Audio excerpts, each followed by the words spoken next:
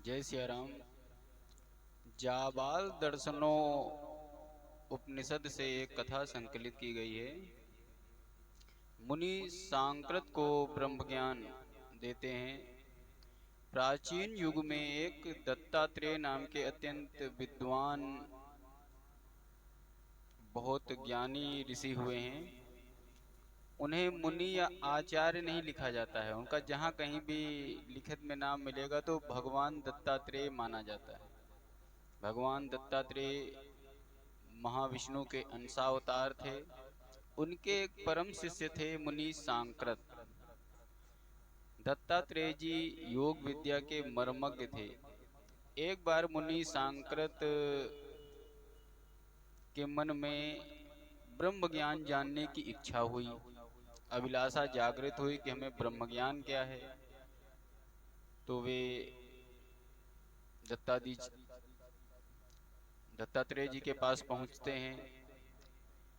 कहते हैं, हे प्रभु, हे भगवान, मेरे कल्याण के लिए आप मुझे योग तथा ब्रह्म ज्ञान प्रदान करने की कृपा करें। अपने शिष्य की प्रार्थना सुनकर दत्तात्रेय जी ने मन में प्रसन्न होकर कहा, वत्स सांस्कृति, तुम्हारे मन में जो जानने की अभिलाषा हुई है ये देख के हमें बहुत अच्छा लगा, क्योंकि जिज्ञासु लोगों से बात करने में, उनके प्रश्नों को उत्तर देने में गुरु को भी आनंद आता है। और तुम तो मेरे परम शिष्य हो, मैं तुम्हें योग व ब्रह्म विद्या का ज्ञान अवश्य करवाऊंगा। कुछ पल मौन रहे, फिर दत्तात्रेय जी ने बोलना आरंभ किया। सुनो सांकृत, योग के 8 अंग कहे गए। यम, नियम, आसन, प्राणायाम, ध्यान, समाधि, धारण और प्रत्याहार। और यम के भी 10 भेद हैं। सत्य, दया, सहजता, ब्रह्मचर्य, अस्तेय, अहिंसा, मन, शरीर की पवित्रता यानी शौच, अल्पाहार, क्षमा तथा धैर्य। तो आत्मा का हनन नहीं किया जा सकता है, यह सत्य है। और सत्य क्या है? जो कुछ देखा जा रहा है, सुना जा रहा है, समझा जा रहा है, उसे यथार्थ ज्यों का त्यों बतला देना सत्य है। सर्वत्र परमात्मा का भाव रखना कि ये सब उन्हीं की रचना है, यह सत्य है।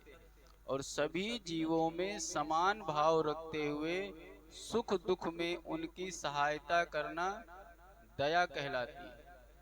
सरलता अथवा सहजता के अंतर्गत सभी के प्रति समान भाव, भले वो चाहे शत्रु हो या मित्र हो, पुत्र हो या स्त्री हो, सबके प्रति एक जैसा व्यवहार रखना ही सहजता है।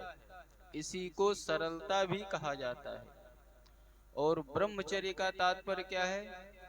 काम, क्रोध, लोभ, मोह आदि का त्याग कर मन परमात्मा में लगाना, मन वचन कर्म से विवाहित स्त्री के अतिरिक्त किसी अन्य स्त्री में आसक्ति न रखना। इस प्रकार अस्तेय का भाव सामान्य अर्थ क्या है? कि चोरी न करना, सामाजिक व्यवहारों में आसक्ति न होना, आत्मा से अलग सबको मानना भी अस्तेय के अंतर्गत आता है। किसी की वस्तु को पाने का मन में विचार लाना या लालच करना, या जैसे कहीं हम लोग लाइन में लगे हुए हैं तो शॉर्टकट अपना लेना, किसी की वस्तु पे कब्जा कर लेना, किसी अधिकार जता करके वहां पे अपना स्थान ले लेना, यह सब अस्तेय के अंतर्गत आता है। हिंसा का त्याग अहिंसा है। हिंसा का वास्तविक अर्थ क्या है? किसी के मन क्रम वचन से किसी को कष्ट देना या किसी के प्राण निकाल देना, शारीरिक कष्ट देना, मानसिक कष्ट देना, यह सब हिंसा के अंतर्गत आता है।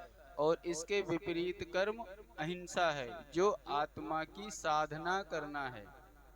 अब सुनो, आत्मा किसे कहते हैं? आत्मा ब्रह्म का अंश है। तो वो परमात्मा के समान ही गुणवान मानी जाएगी। जैसे किसी का पुत्र होना उसका उत्तराधिकारी होता है, वैसे परमात्मा की अंशी है आत्मा। यह सर्वव्यापी, अजर अमर, अविनाशी, निर्विकार एवं स्वयं प्रकाश रूप है। आत्मा का ज्ञान इंद्रियों के द्वारा नहीं होता है। यह इंद्रियों के अलावा मन बुद्धि से भी परे का विषय है। सुचिता अर्थात पवित्रता, बाह्य पवित्रता और अंत पवित्रता दो तरीके से होती है।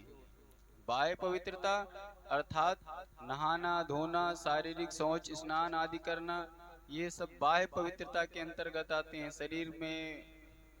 शरीर को स्वच्छ रखना। और आंतरिक पवित्रता में मन को निर्मल रखने के लिए धर्मानुकूल आचरण करने के अलावा आत्म साधना करना है।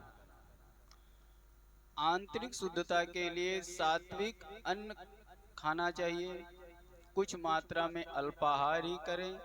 इसके अतिरिक्त 2 भाग अन्न और 1 भाग जल से उदर पोषण करके चौथे भाग को रिक्त रखना चाहिए। जैसे भूख आपको लगे 100% तो आपको 50% खाना खाना है, 25% पानी और 25% खाली रखना चाहिए।